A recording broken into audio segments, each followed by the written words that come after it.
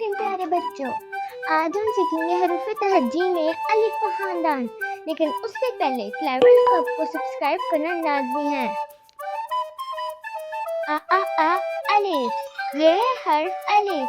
इसकी आवाज छोटी है। आ अलिफ। अनार।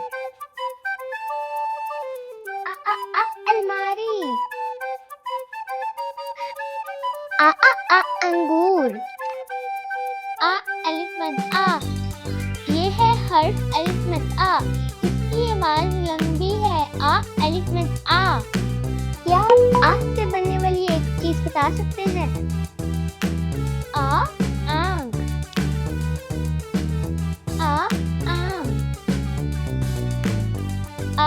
आरी।